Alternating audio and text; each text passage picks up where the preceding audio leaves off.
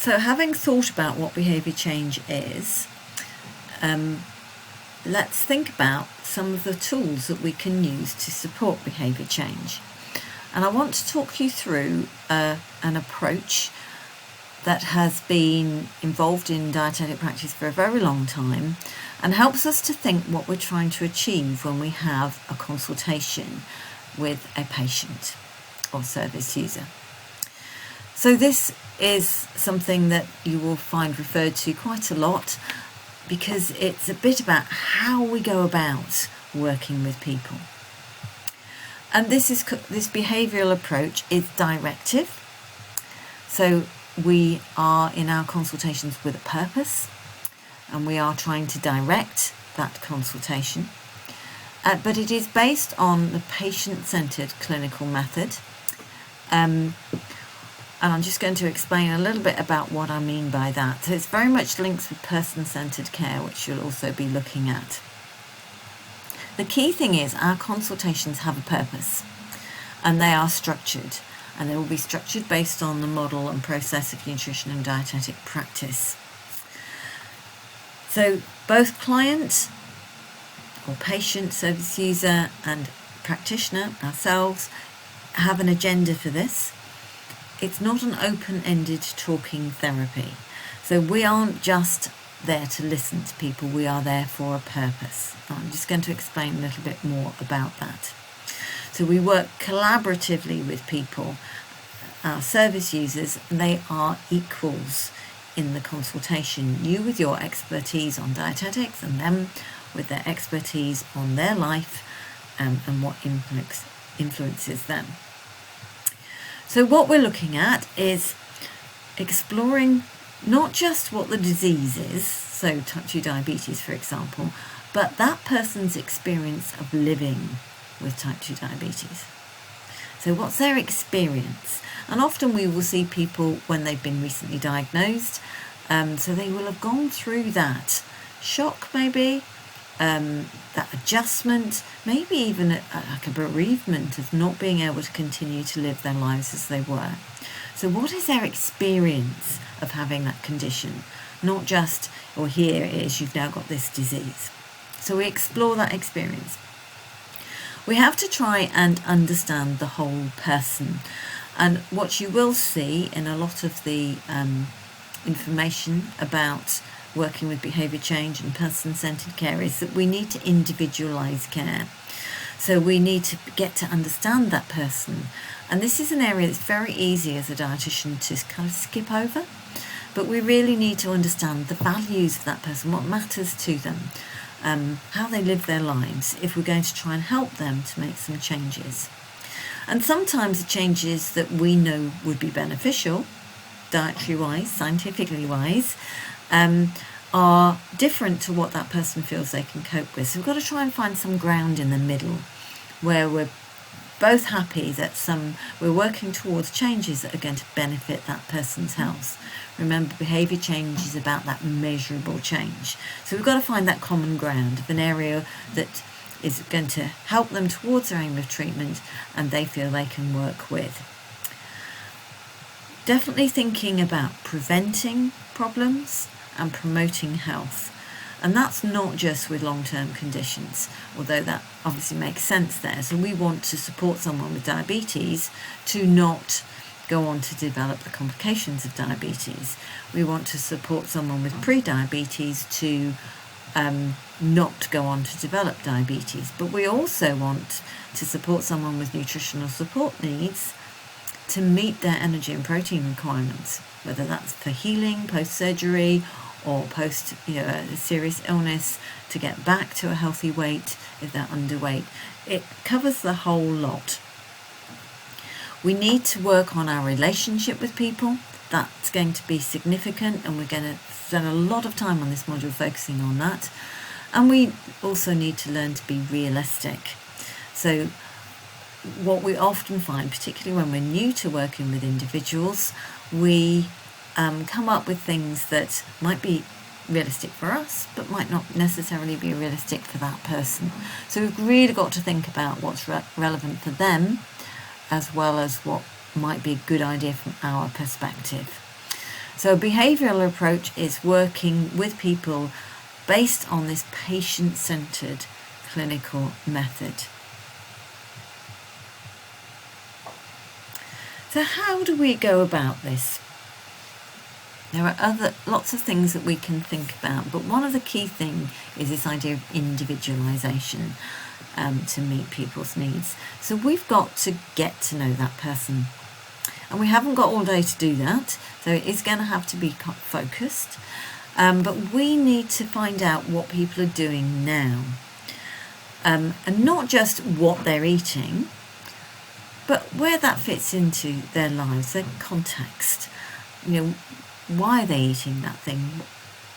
What's going on in their lives to influence that behaviour? So it might be just about diet, but it might be also about physical activity and how people work in their lives. Where does work fit in? Where does family fit in? So where their current behaviour fits in context. And then we can understand a little bit more about them. So thinking about where do they live?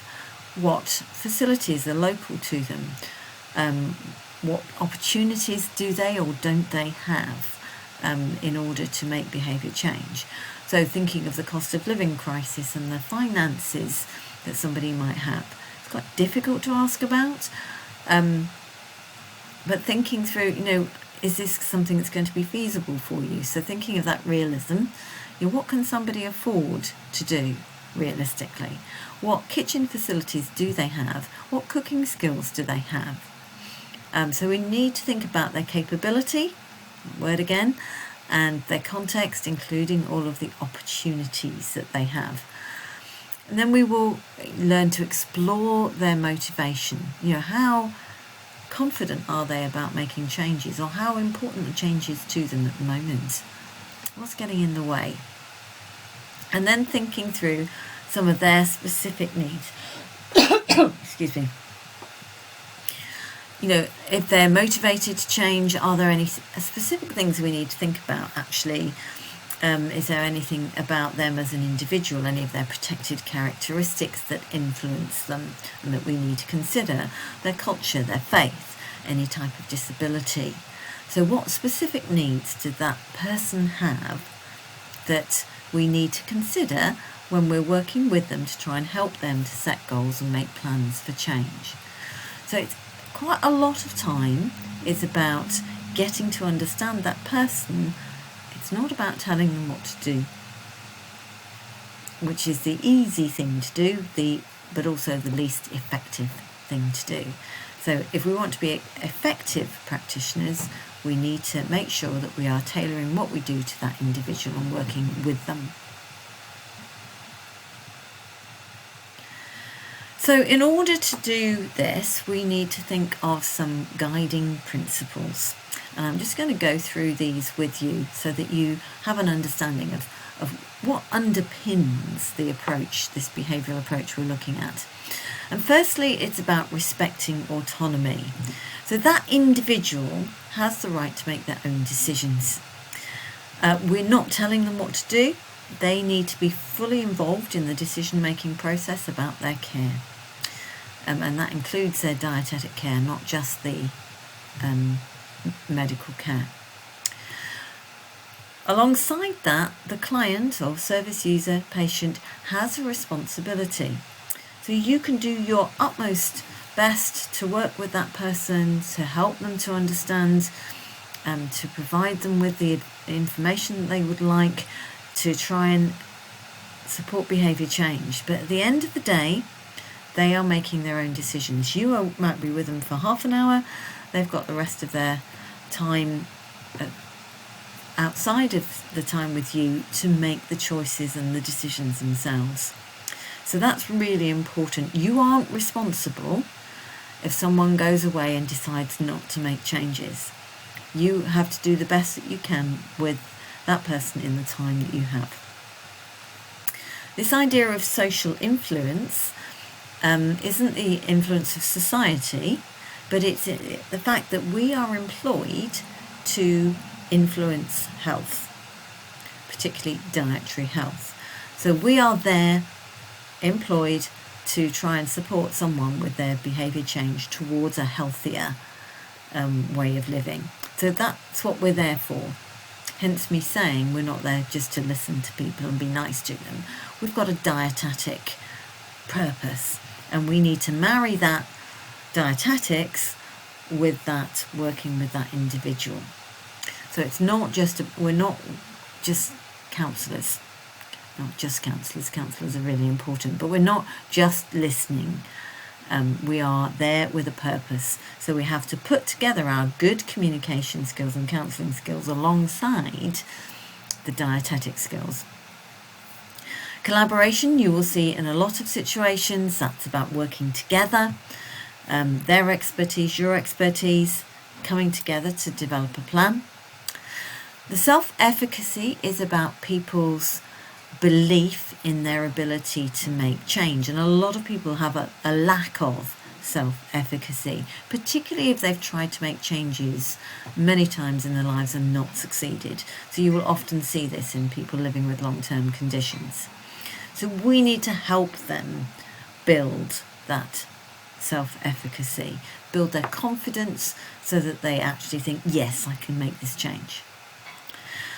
The empowerment is about helping people to realise that they have control and help them to develop control over their decisions and their actions. Really important with long-term conditions like diabetes, that people learn to manage them themselves, take control of it, not feel that their diabetes is managing their lives, but they are managing their diabetes or their celiac disease or their renal disease, whatever it is. So we can help people to feel more in control, and that's a really important thing. So in order to be able to do these things, we need to have skills and qualities. And some of these will come quite naturally to you, some of them you're going to have to work a little bit harder at. So the first thing is about empathy. And this is really very different to sympathy, which is feeling sorry for people. Oh, poor you. That's not helpful. But empathy is about trying to imagine what it is like in that person's shoes. What is it to live their lives, to walk in their path? So we're trying to understand it from their point of view, accepting that we're not in their lives. We're not the same. So empathy, really important. Sympathy to be avoided. Genuineness is about being yourself, being self-aware, being sincere. And this is about making sure that the words that you say are conveying the same as your body language. And that people soon pick up if those two don't relate. So if you're trying to be, just give you a really good example where it doesn't work. I used to have a boss who said to me, "Oh, I hear what you're saying." And she said it so often and so blatantly, obviously, was got her mind somewhere else, that I knew darn well that she didn't hear what I was saying at all. I could have started quoting poetry at her and I don't think she'd have noticed. But she'd learnt this phrase, but it wasn't genuine. And you soon pick that up. So we need to make sure that what we say and what our body language are in agreement with each other. Acceptance is about accepting people for who they are, non-judgmental, sometimes called unconditional positive regard. So whatever someone does, however much that might be alien to us, we don't judge them for it. Compassion is about caring, being concerned for that person and their situation. And then these last two things are non-verbal communication, which we're going to be working on, making sure we are looking interested, eye contact, those kinds of things, and then our good communication skills. And these are what we're going to be focusing on over the next few weeks in our workshops, making sure that your communication skills are good and they are enabling you to demonstrate empathy, to be compassionate, and to support your service users in behaviour change.